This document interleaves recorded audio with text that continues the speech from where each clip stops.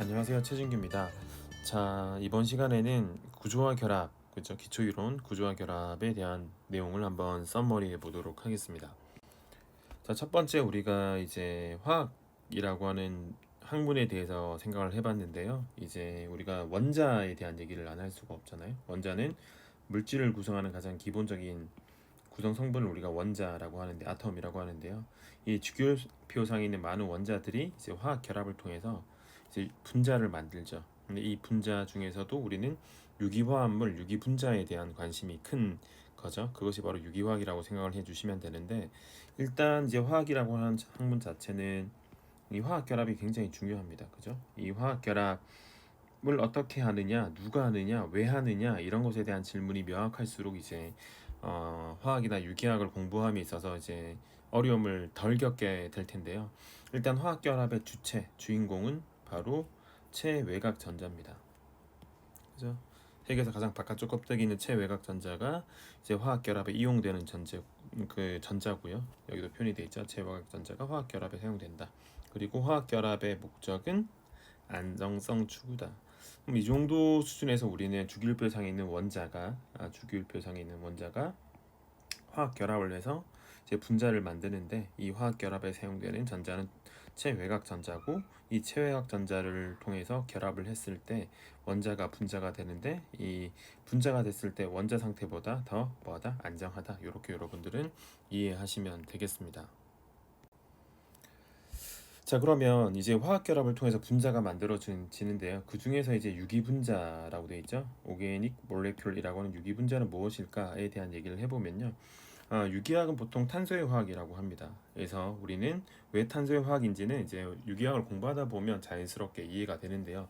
일단 주기율표상의 탄소 원자의 위치를 확인해 보면 2주기에 존재합니다. 그죠? 그리고 2주기에 여기 있어요. 탄소 원자가 이렇게 수소 원자 1주기에 있죠. 그리고 2주기 질소, 산소, 플로린, 플로린들은 플로린 밑에 Cl, Bri, 할로겐들과 이제 중요하네요. 공유 결합을 통해서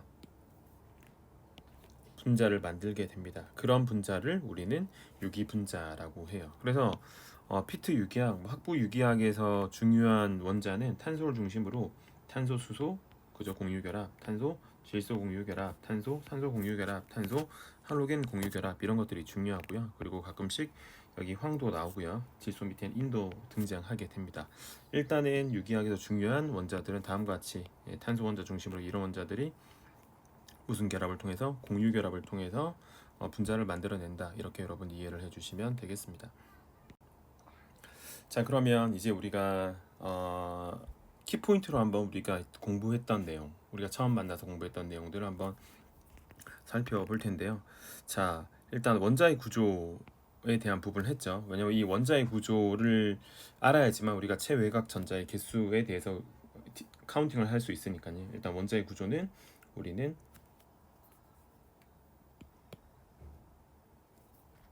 자, 핵과 전자로 이루어져 있다.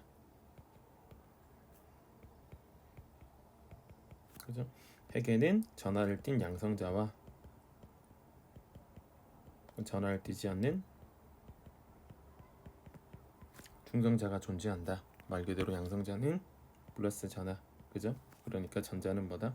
마이너스 전하인데, 이 전자는 핵에서 가까운 껍데기는 내부 전자와 핵에서 바깥쪽 껍데기는 외부 전자가 존재하는데, 특별히 이 외부 전자를 우리는 체외곽 전자라고 합니다. 그래서 유기학에서 중요한 전자는 바로 이 체외곽 전자다. 이렇게 여러분 이해를 해주시면 되겠죠. 그리고 참고로 우리는 유기학이 탄소의 화학인데, 탄소 원자를 표현할 때 탄소 원자는 원자 번호가 6번이라고 우리가 표현을 하고, 이 6번의 의미는 핵 속에 들어있는 양성자의 개수를 의미하죠. 그리고 좌측 위에는 질량수를 의미하는데, 얘는 양성자에다가 중성자의 개수를 더해준 숫자가 바로 매스 넘버라고 여러분 생각을 해주시면 되겠습니다. 자, 그러면 우리가 원자의 구조를 통해서 이제 체외곽 전자가 무엇이란 걸 우리가 이해를 했죠. 그러면 이 체외곽 전자의 개수를 우리가 정확하게 파악하기 위해서는 자, 다음과 같이 바닥 상태의 전자 배치에 대해서 이해를 해야 됩니다. 그러니까 바닥 상태는 그라운드 스테이트를 의미하는 거, 가장 안정한 상태를 의미하는 거죠. 이때 우리는 세 가지 규칙에 따라서 전자 배치를 해야 되는데요. 그것이 바로 첫 번째가 축조의 원리, 그죠? 두 번째가 파울리 베타 원리, 그지? 세 번째가 훈트의 규칙.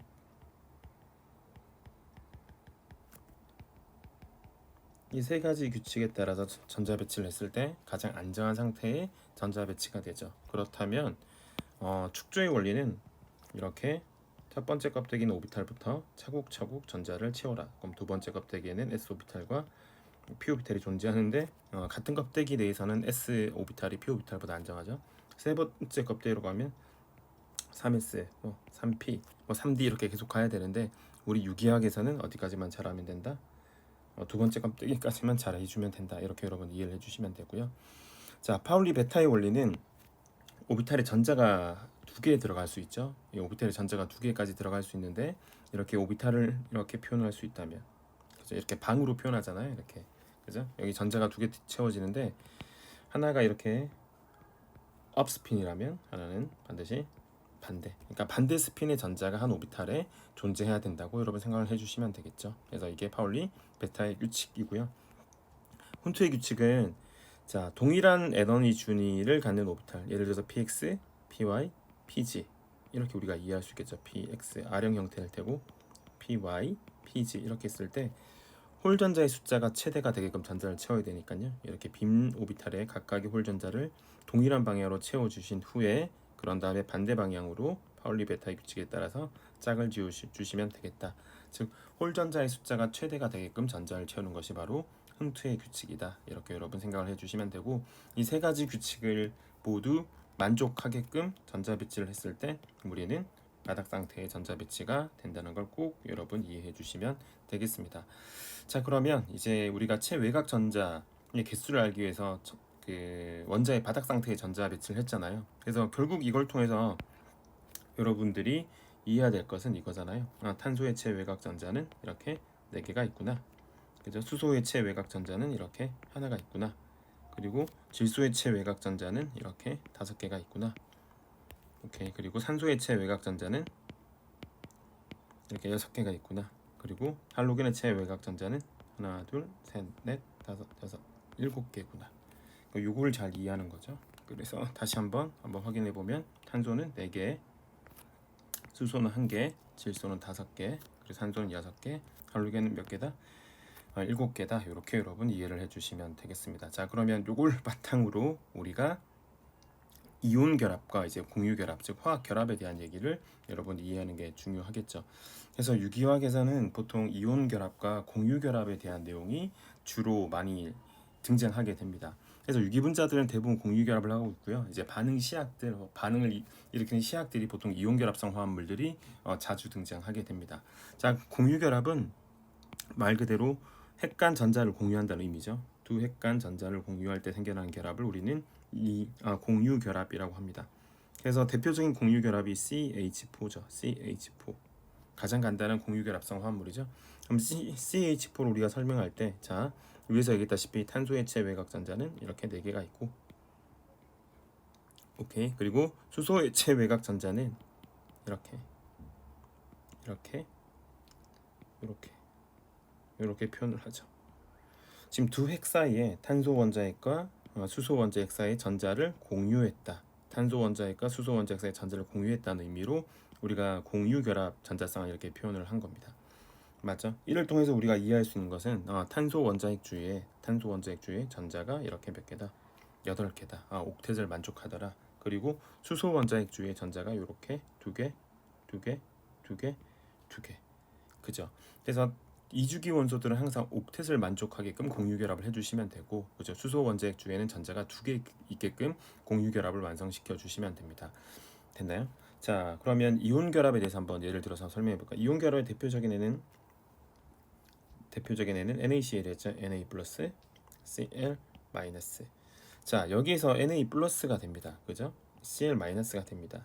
그러니까 Na는 양이온이 되고 Cl은 음이온이 되죠. 즉 NA 있던 전자가 NA의 바깥쪽 껍데기 있던 최외곽 껍데기 있던 전자 하나가 CL로 이동하게 됩니다. 그러니까 전자 이동을 하게 되죠. 이 전자 이동을 통해서 만들어진 결합을 우리가 이온 결합이라고 하죠. 그러니까 전자 이동이 일어날 때는 전하 분리가 생길 테고 이 양전하와 음전하가 강하게 정전기적인 인력에서 끌려 있는 결합을 우리가 이온 결합이라고 합니다. 자, 이 이온 결합이 생기는 이유가 바로 똑같아요. 얘도 옥텟이고요. 얘도 옥텟입니다. 그러니까 옥텟을 만족하니까 NA는 전자 하나를 버릴 수 있는 거고요. CL은 옥텟을 만족하기 위해서 전자 하나를 받아들인 거죠. 그래서 이제 이온 결합이 이루어지게 됩니다. 결국 여러분 이 화학 결합의 키포인트는 바로 옥텟입니다. 핵주위의 가장 바깥쪽 껍데기에 전자가 몇 개 있을 때 8개 있을 때 안정하더라 이겁니다. 그러니 여러분들은 공유 결합을 보시건 여러분 이온 결합을 보시건 다 항상 뭘 고려해야 된다? 옥텟을 고려해야 된다. 이렇게 여러분 생각해 주시면 되겠습니다. 자, 다음은 이제 우리가 공유 결합에 대해서 공부를 했으니까 이 공유 결합에 대한 내용들을 조금 더 디테일하게 한번 살펴보도록 하겠습니다. 자, 보시면 우리가 이 공유 결합을 표현할 때 이제 최외곽 전자를 이용하잖아요. 이때 수소의 최외곽 전자는 하나가 있다. 이렇게, 그죠? 할로겐의 최외곽 전자는 7개죠. 그래서 두 핵사의 전자를 공유했습니다. 이렇게, 그죠? 이걸 우리가 공유 결합이라고 하죠.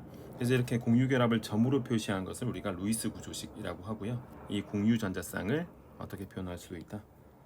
이렇게, 그죠? 실선으로 표시하기도 한다. 그래서 지금 우리가 용어만 정리해 보면 여기가 공유 전자쌍 이렇게 되겠죠. 그리고 여기는 공유하고 있지 않으니까 비공유 전자쌍. 그래서 비공유 전자쌍과 공유 전자쌍으로 표현을 할 수가 있고요. 이 공유 전자쌍은 다시 선으로 표시할 수 있다는 것. 공유 전자쌍은 이렇게 선으로 표시할 수 있다는 것 잘 이해해 주시면 됩니다.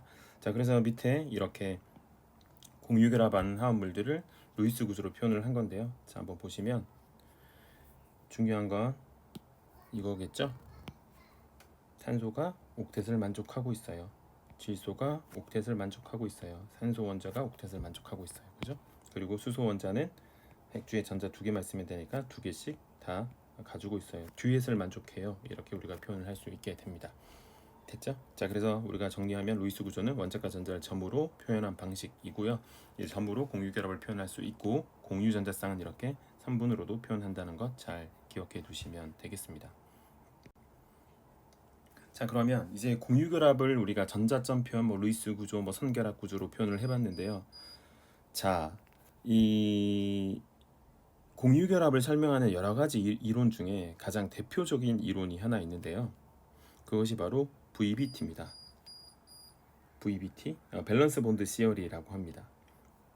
자, 이 VBT의 가장 중요한 포인트는 바로 얘예요. 오비탈의 중첩에 의해서 공유 결합이 만들어진다. 자, 중첩의 단면이 원형이다. 시그마 결합이다. 중첩의 단면이 R형 형태다. 그러면 파이 결합이다. 이거죠. 자, 그래서 개념적으로 보시면 이러한 1s 오비탈과 1s 오비탈이 존재하죠. 수소 원자핵이 있는데 공유 결합하기 위해서 두 원자핵 사이의 거리가 가까워지면 오비탈과 오비탈이 중첩이 될 텐데 이 중첩되는 단면의 모양에 따라 우리는 무슨 결합과 시그마 결합과 파이 결합으로 구분하겠다. 이 정도 여러분 이해를 해주시면 됩니다. 그래서 일반적인 분자들은 이런 단순한 순수한 s 오비탈, 순수한 s 오비탈 또는 순수한 s 오비탈, 순수한 p 오비탈이 겹쳐서 공유 결합을 설명할 수 있어요. 하지만 대부분의 유기화합물, 즉 탄소 원자가 중심이 되는 유기 분자들은 이렇게 순수한 s와 p 오비탈의 중첩으로는 공유 결합을 설명할 수 없게 되죠. 그래서 이제 우리가 바로 등장하는 개념이 바로 혼성화라고 하는 개념입니다. 자, 그래서 지금 이 혼성화가 필요한 이유는 여러분 탄소 원자는 항상 뭘 하게 되냐? 혼성을 하게 돼요. 그래서 순수한 s오비탈과 순수한 p오비탈로만 우리가 공유결합을 설명할 수 없기에 혼성오비탈이라고 하는 개념으로 우리가 유기분자의 공유결합을 이해한다라고 생각해 주시면 됩니다. 그래서 혼성화란, 그죠? 정의는 둘 이상의 오비탈이라고 했으니까 s 더하기 p 이렇게 되는 거겠죠? 근데 p오비탈을 몇 개 사용하냐에 따라서 붙이는 이름이 달라질 겁니다. 둘 이상의 오비탈을 조합해서 섞어서 다음이 중요하네요. 그죠? 모양과 에너지가 동일한 같은 개수의 오비탈을 형성하는 과정을 우리가 혼성 하이브리디제이션이라고 하죠.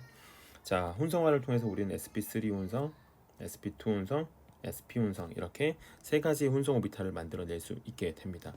자, 그러면 여러분 우리가 이해를 통해서 지금 sp3 혼성을 했다는 얘기는 s 오비탈과 p 오비탈 세 개를 한 거죠. 그럼 몇 개의 로브가 만들어져야 돼요? 이렇게 하나, 둘, 셋, 넷, 네 개의 로브가 만들어져야 되고요. sp2 혼성을 했다는 얘기는 s 오비탈과 p 오비탈 두 개를 사용했기 때문에 오비탈 혼성하에 세 개의 오비탈이 사용됐습니다. 그러니까 세 개의 동등한 오비탈이 만들어져야겠죠. 그래서 지금 보시면 얘네들을 우리가 sp2, 그죠? 여기 sp2, 여기 sp2 이렇게 이해할 수 있게 되는 거죠.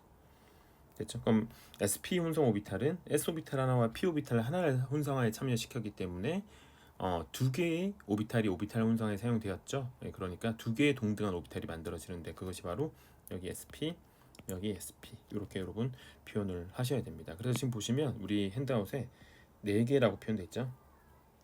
sp3는 4개의 동등한 오비탈이 만들어지는 혼성을 얘기하는 겁니다. 여러분, 그죠? 4개의 정사면체형 sp3 혼성 오비탈, 그죠? sp2는 그죠? 3개의 혼성 오비탈이 만들어지죠. 이때 삼각평면. 그리고 SP는 2개가 만들어질 텐데 선형 이렇게 여러분 이해하시면 돼요. 그래서 지금 제가 다시 한번 적어볼게요. 여기는 정사면체 테트라히드럴이라고 하죠. 방파제가 많다고 했습니다. 그죠? 여기는 삼각평면. 3개의 로브가 전자쌍 반발을 최소화하려면 삼각평면, 그리고 2개의 오비탈이 전자쌍 반발을 최소화하려면 선형 구조를 갖게 된다. 그리고 이걸 통해서 결합각을 이해하면 109.5도, 얘는 120도, 얘는 몇 도? 180도가 된다. 이렇게 이해를 해주시면 되겠습니다. 자, 그러면 다시 한번 키포인트로 한번 정리를 해볼게요. 여러분, 루이스 구조, 루이스 구조라고 표현하면 얘는 단순하게 전자점 구조다.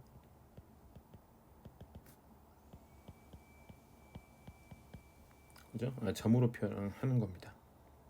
그래서 CH4를 예를 들자면 탄소의 체외곽 전자가 4개 있어요. 그죠? 그리고 수소의 체외곽 전자는 하나니까 이렇게 하나, 이렇게 하나, 이렇게 하나, 이렇게 하나 표현을 해주면 되겠죠. 그죠? 이걸 우리가 루이스 구조라고 하고, 여기서 우리가 한 발짝 더 나가면 공유 결합을 이루고 있는 전자들은 어떻게 표현하기도 하다? 선으로 이렇게 표현을 하자. 그래서 얘를 우리가 뭐 선결합 구조라고 하기도 하고 루이스 구조라고 하기도 합니다. 됐죠? 자, 원자가 결합 이론. 여기서 가장 중요한 포인트는 오비탈의 중첩으로 무슨 결합과 무슨 결합? 시그마 결합과 파이 결합을 만들어낼 수 있다. 그래서 예를 들어서 이렇게 s 오비탈과 s 오비탈이 이렇게 겹쳤다. 그래서 무슨 결합이 되죠? 시그마 결합. 그렇다면 이렇게 p 오비탈이 있어요. 이렇게. 그리고 여기에 이렇게 s 오비탈이 있어요. 무슨 결합이죠? 시그마 결합. 또는 이렇게 p 오비탈이 있어요. 다시 여기 이렇게 p 오비탈이 있어요. 오케이? 무슨 결합? 시그마 결합. 왜냐하면 이 겹침의 단면, 이 겹침의 단면, 이 겹침의 단면, 이 겹침의 단면이 다 무슨 모양이니까? 원형이니까. 그죠? 그렇다면 파이 결합을 한번 표현해 볼까요? 파이 결합은 이렇게 p 오비탈이 있고 다시 다른 색깔로 이렇게 p 오비탈이 있으니까 겹침의 단면은 여기 다시 여기. 그죠? 네, 그러니까 이런 결합을 파이 결합 이렇게 됩니다. 자, 그러면 이게 원자가 결합 이론의 핵심이에요. 오비탈의 중첩된 모양에 따라서 시그마 결합과 이렇게 파이 결합으로 나누겠다가 원자가 결합 이론의 핵심이고요. 근데 지금 여러분과 제가 원자가 결합 이론을 얘기할 때는 바로 순수한 s 오비탈, 순수한 p 오비탈 또는 순수한 s와 p의 겹침으로 설명을 하죠. 하지만 탄소 원자의 공유 결합은 그렇게 설명이 되지 않습니다. 설명이 안 돼요. 왜? 뭐 자연계에 있던 가장 간단한 유기분자가 CH4인데 CH4만 하더라도 순수한 s 오비탈과 p 오비탈의 겹침으로는 설명이 되지 않거든요. 오케이. 이런 부분들은 기본 이론, 필수 이론 가서 좀 더 디테일하게 이제 역사적 스토리를 소개하도록 하고요. 그로 인해서 탄소 원자들은 뭘 하게 된다? 혼성화를 하게 되죠. 혼성화. 그러면 이 혼성화는 우리는 이렇게 세 가지 혼성이 있다. sp3, sp2, sp. 그러면 얘는 의미가 ES, EPX, EPY, EPG 이렇게 되는 거죠. 맞죠? 그리고 얘는 ES, EPX, EPY, 그죠? 얘는 ES 무조건 있어야 되고 EPX만 된다요. 그래서 지금 보시면 sp3 혼성은 4개의 순수한 오비탈 혼성에 사용되기 때문에 혼성 오비탈이 몇 개 만들어지냐? 실제로 4개가 만들어지는 거고요. sp2는 3개의 순수한 오비탈을 사용했기 때문에 오비탈 혼성이 됐을 때는 3개의 동등한 sp2로 오로브가 만들어지는 거고요. 그리고 sp 혼성은 2개의 순수한 오비탈을 사용했기 때문에 이렇게 2개의 순수한 오비탈을 사용했기 때문에 혼성 오비탈의 개수는 2개가 만들어지게 되는 겁니다. 오비탈 혼성에 사용된 순수한 오비탈의 개수만큼 만들어진다는 것 절대 잊으시면 안 되죠. 그리고 이제 여기서 이제 좀 생각을 더 해보시면 지금 얘 같은 경우는 sp2 같은 경우는 혼성을 이렇게 3개 하고 하나가 남아있죠. 이렇게. 그죠? 결국 이것이 무슨 결합을 이룰 거다? 파이 결합을 이룰 거다. 그러면 마찬가지로 sp 혼성도 EPY랑 EPG랑 있겠죠. 그럼 얘랑 역시 오비탈 겹침을 통해서 무슨 결합을? 파이 결합을 만들어낼 수 있다. 이렇게 이해를 할 수 있으면 굉장히 이해를 잘하고 있는 겁니다. 맞죠? 그래서 결론적으로는 이거 다 합쳐서 4개 만들어지잖아요.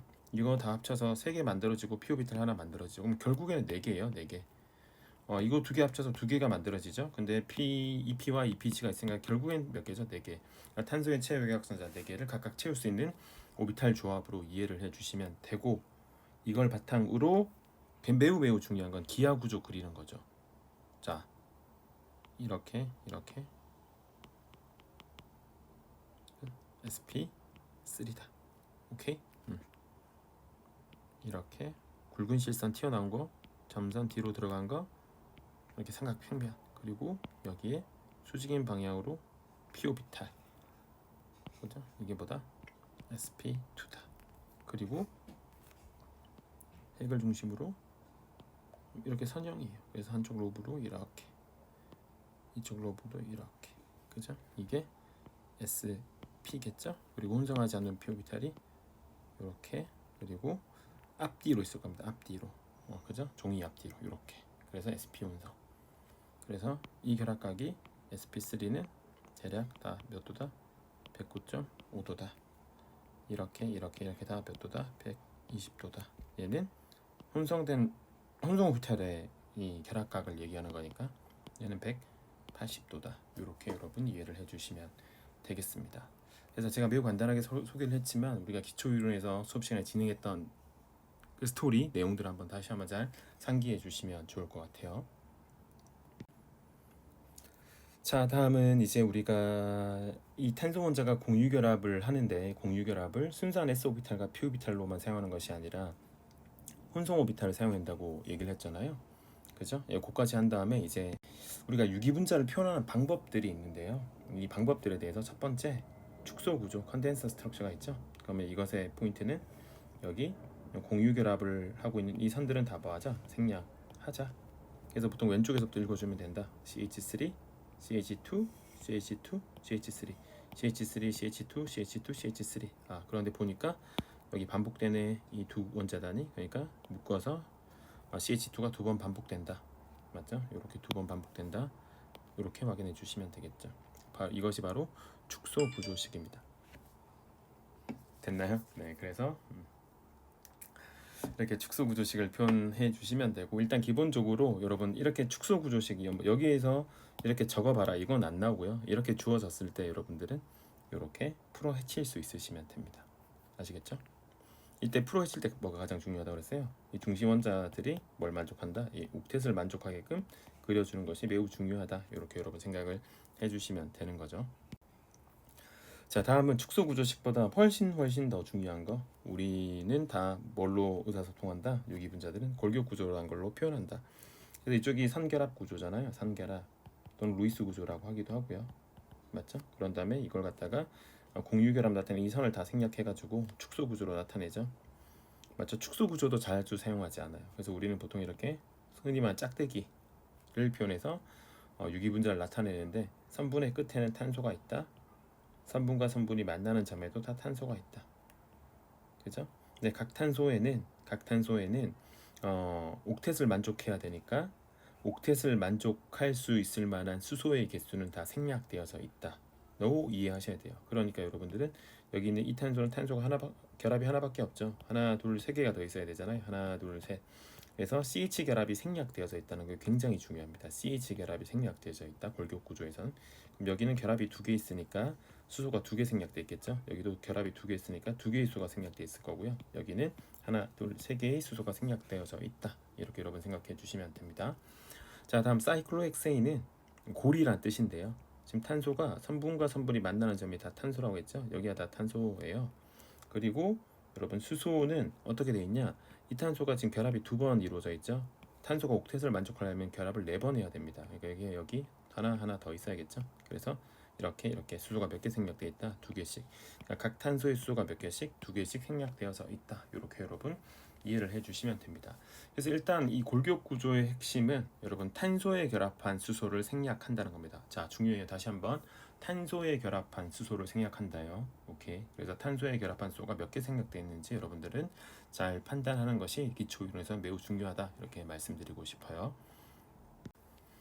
자, 그러면 다시 한번 정리해 볼게요. 축소 구조식 예를 들어 볼까요?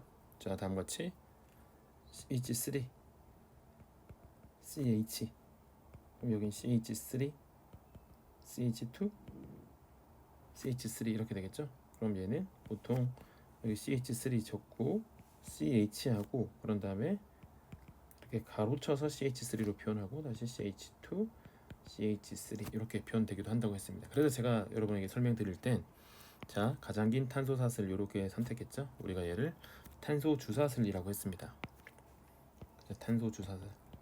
탄소 주사슬을 이렇게 표현을 해주고, 그리고 주사슬의 수소 제한 나머지 원자단, 우리가 얘 같은 걸 우리가 치환기라고 표현했죠. 이 치환기를 그냥 이렇게 표현해주거나 아니면 괄호를 써서 표현을 할 수 있다라고 표현을 했고요.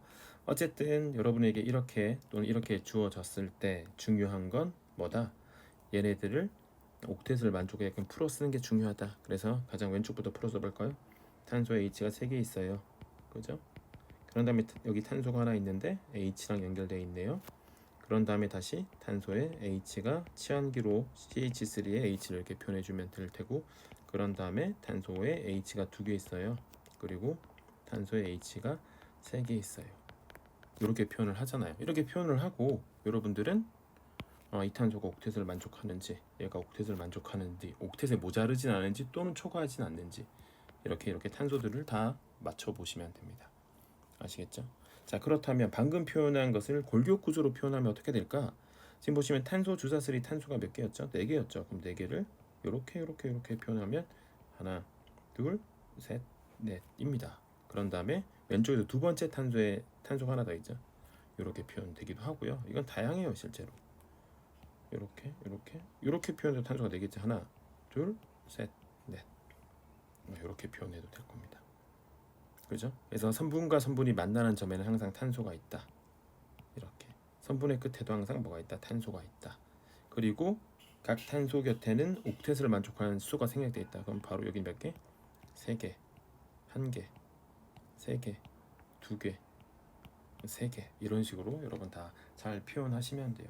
일단 기본적으로 탄소하고 수소의 공유 결합에서 이제 축소 구조와 골격 구조를 잘 판단해 주시면 되고요. 이것이 자연스러워졌을 때 헤테로 원자 포함된 축소 구조 또는 골격 구조 이렇게 계속 보아가시면 여러분 자주 보시면 충분히 빠르게 극복이 가능해요. 이게 어느 정도 이제 유기 공부하시면 다 가능한데 최대한 빠르게 극복하려면 우리 교재에 있는 거 자주 그려보시고 연습하시는 것이 매우 중요하다는 것 말씀드리겠습니다.